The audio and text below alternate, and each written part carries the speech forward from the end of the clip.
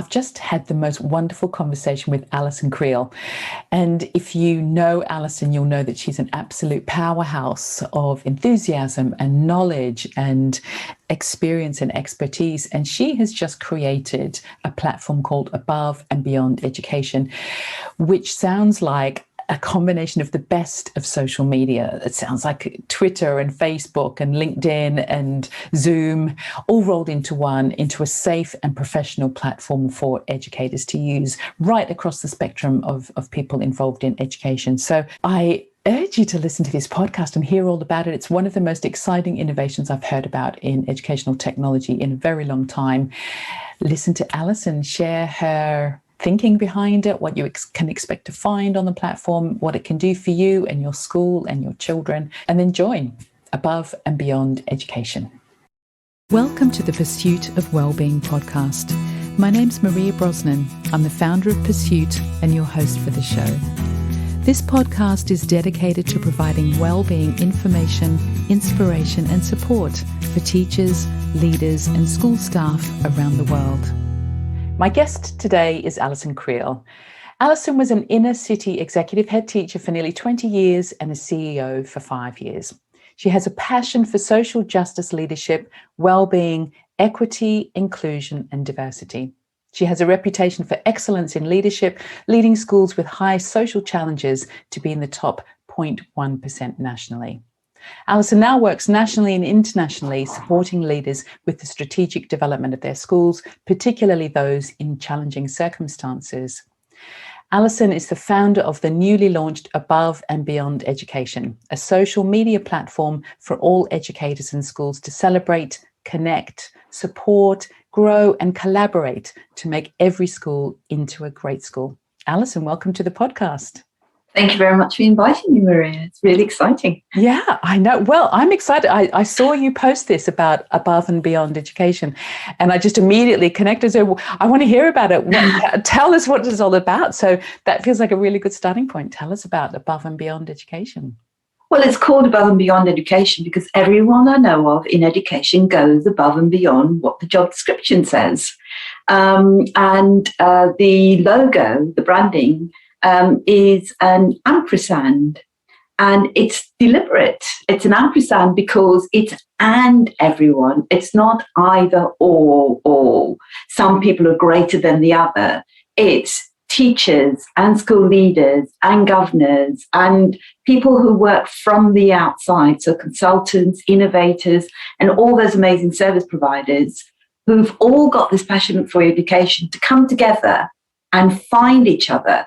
So I wanted to create a safe space where, one, we can celebrate what we're doing really, really well, because there's nowhere to do that. We've got a lot of external validation, but we actually don't have a space where we can say, this is what I'm doing really well. I want you to know about this. Whether you're a teacher or a teaching assistant, or whether you at a school, we're all doing something brilliantly. And first of all, I wanted to create a space where we could do that and celebrate each other a whole lot more than we are at the moment. And then I thought that from saying what we're doing really well as individuals, we can then offer to share what we're doing well with each other. So instead of competing so that the children in your school do really well, you start to share your ideas so that all children can do really, really well. And so it's really a place where we can all belong and feel welcome and feel celebrated, where we can share what we're doing, we can have conversations, we can join bespoke communities. So unlike Twitter or other social media platforms where there's millions of conversations going on, you've got to kind of find out which space you want to be in. The platform has been set up so that there are groups and communities where you can find the conversations you most want to contribute towards, and join in those. We're quite strict, so everybody's got to have their real name. It's about professional conversations, and if you're going to have a professional conversation, you won't have a worry about letting people know who you are. I'm hoping that people will then support each other in having those conversations rather than pulling each other down, which we can see happening on other platforms sometimes. And that hopefully means that we'll all feel vulnerable enough to be able to say, I need support with something, or I'm looking for a collaborative partner. And that's where you can get the consultants and the innovators and service providers, maybe allowing themselves to be seen in a more transparent way. And maybe those people being drawn into schools because of what they know rather than because of who they know. Mm-hmm. And I was asked if I was to compare the platform to a media personality, who would it be? Oh, nice question. Yeah. And immediately, I thought of Marcus Rashford because he's humble, he's open, he's got integrity, he's inclusive, he wants the best for every child. He's really self-assured, but he never casts shadows on anybody else's success, which I really love about him. And he's a team player. So it's kind of creating that personality through the platform, and we all become Marcus Rashfords in our own way.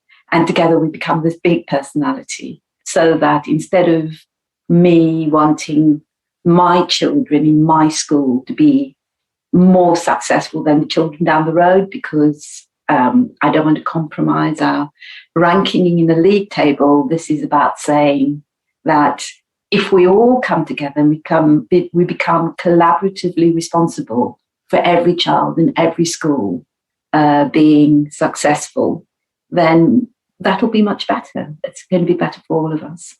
And of course, it's been set up as an international platform. So at some point, we might see educators in, further afield. I mean, can start having some global sharing because there's nothing perfect in any one system. So every school has its own personality and should be able to draw on lots of different ideas from different sources.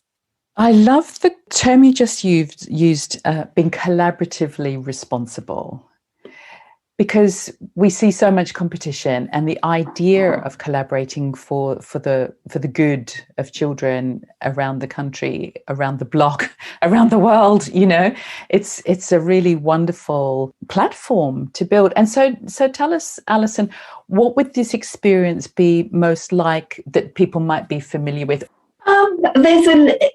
It'll feel a bit like going into Facebook, I suppose, where you've got your wall. So what I'm inviting each school to do, each teacher, whatever your role is in school. So there's a section for schools, there's a section for school staff, and then there's a section for innovators, service providers, and consultants.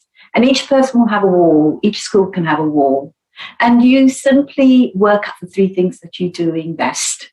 And you upload a little video.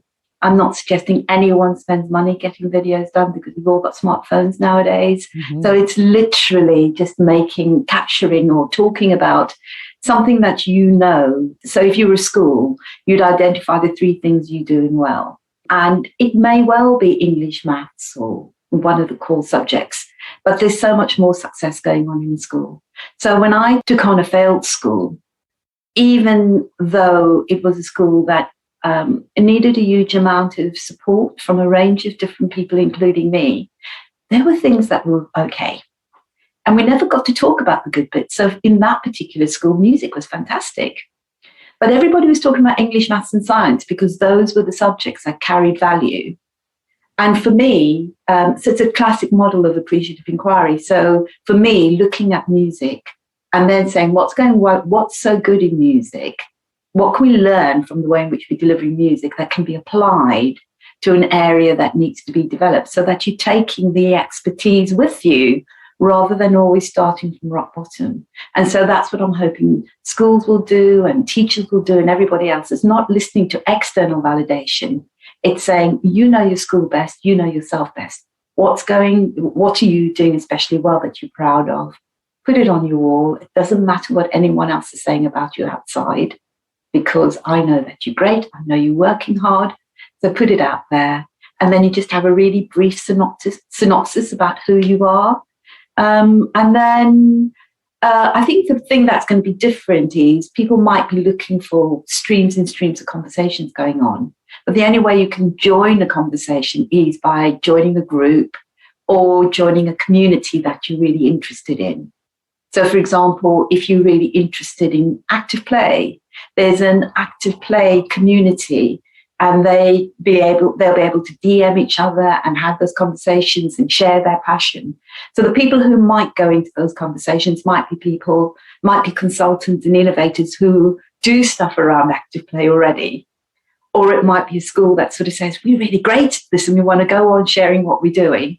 Or it could be a school that kind of says, I want to know more. We need to develop active play. So I'm going to join in that conversation. So you then have this sort of collective coming together to look at how you might do active play in your school. And each of those communities will have the option to do DM, but there's also Zoom functionality that's already there. So you don't need to sort of come out to go onto another platform. Oh, really? Everything's there. So it's a bit like going into a staff room and sort of saying, are we going to have, DM chat, or are we going to look at each other, and just connecting in that kind of way. So the concept is different.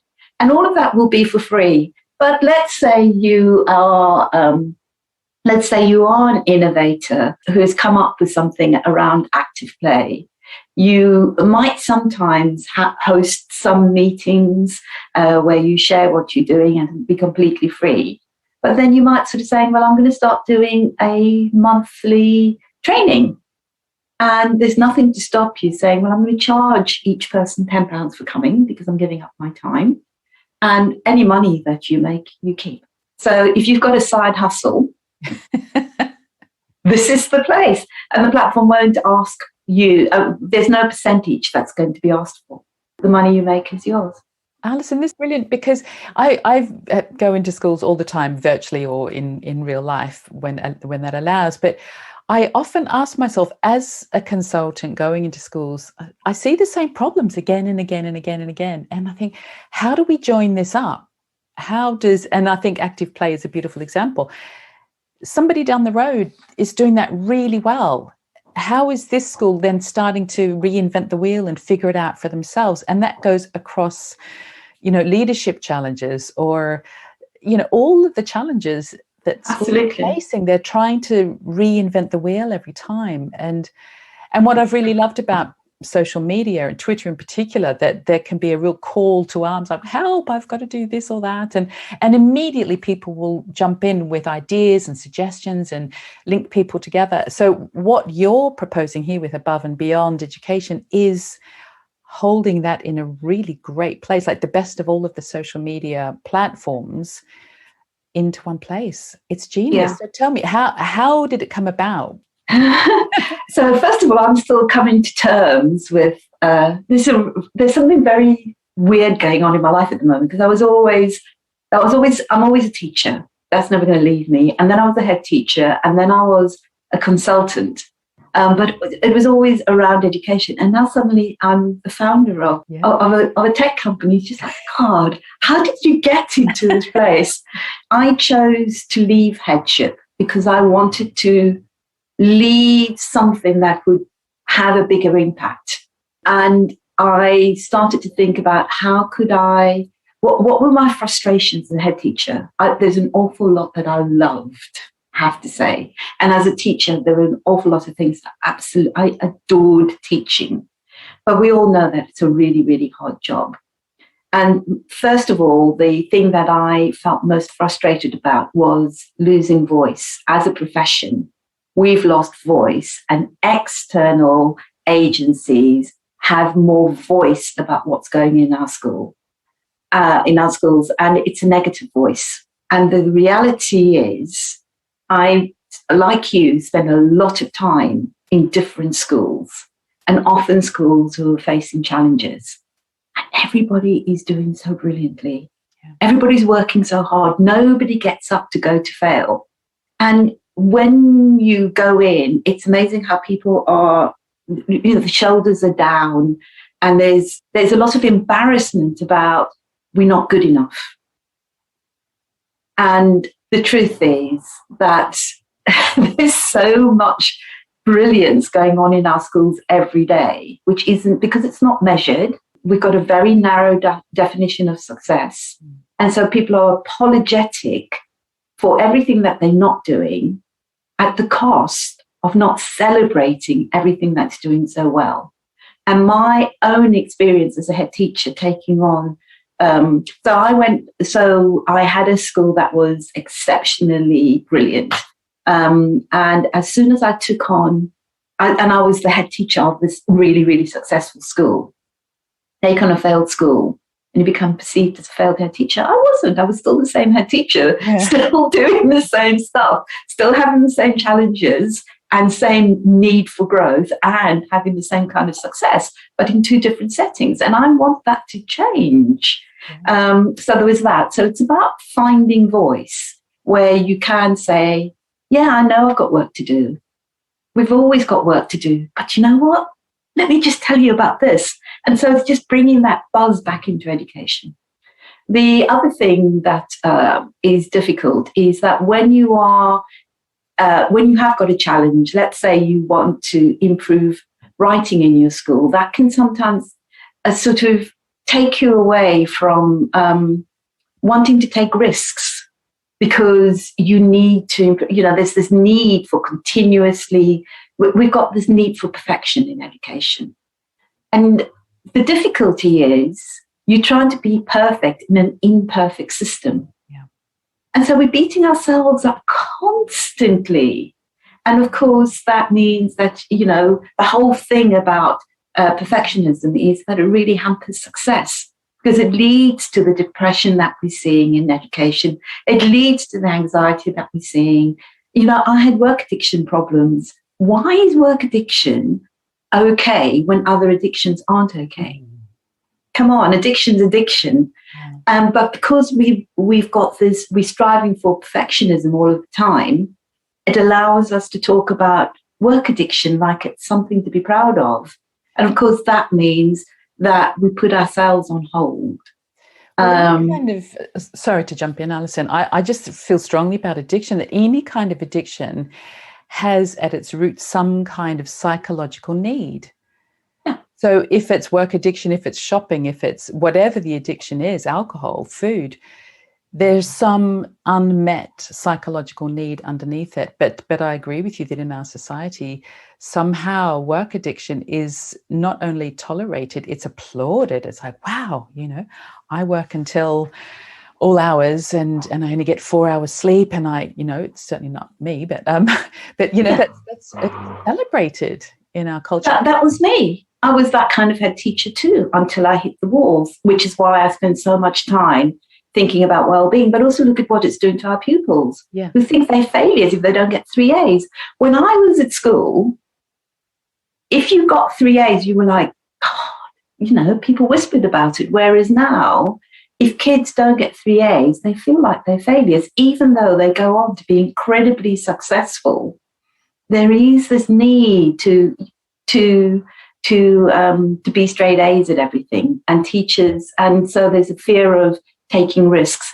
And so if you are in a school that maybe wants to do things differently and you want to do innovation and so on, it's very hard to find innovation, because there's a risk when you start doing innovation. But I was also very conscious of the fact that there are people who are doing incredible innovation for education at the moment, and they're finding it hard to be seen. And it's a shame we're not listening to them all, because the people who are doing innovation often are the ones who found something difficult in our system and have found a way to overcome a difficulty. So rather than listening to the very people that we need to get in to help us to change, we sort of say, oh no, can't do anything differently because we need to stick to the Victorian methods that we've got, because we know there's a proven track record of success, even though it hasn't led to success. So it's just like we're caught up in this quandary. So I wanted to find a way where we could find consultants who've got the best knowledge and understanding. I wanted us and to just be able to find each other and support each other in a better kind of way. I was responsible for huge amounts of public money, and I was very conscious of that all of the time. And so getting best value was important. But the amount of time I had to spend looking for 3 providers of governance services, of HR, of all of those sorts of things, it took a long, long time to get that. Roofing contractors even, website developers and all of that kind of stuff. Finding 3 people to do what you want took a lot of time. And time spent finding those people was time away from teaching, learning, community building. So the other thing that I thought was, if we had a section on the platform where people who provide services to school a school could say, I'm looking for a clerking service. And clerks can know that those schools are looking, and they can put a bid to the school, and the school is then in the luxurious position of choosing somebody who's applying to them rather than reaching out and waiting for endless quotes to come through and all of that kind of stuff. And, when I was looking for consultants sometimes, I'd go onto LinkedIn and Twitter. And that kind of works, but there's no way of knowing. There's no way of knowing who you're getting or what the work's really like. Whereas I think through the platform, there will be validation. So all of the service providers, the consultants and the innovators will get a validation from other schools so that you'll automatically know, I can ask so-and-so because I know they've worked in that school, rather than my SIP said to go to this person, therefore they must be okay. Because that works kind of, but, every single school is different. And we all need to find the right person to help us rather than a mate. Yeah. And so is the platform up and running and live now? Can people join? People can join. It's always going to be free for teachers. Well, it's always going to be free for school staff. And by school staff, I mean governors as well. So it's everyone, teaching assistants, learning mentors, teachers, head teachers. The business managers will probably love it.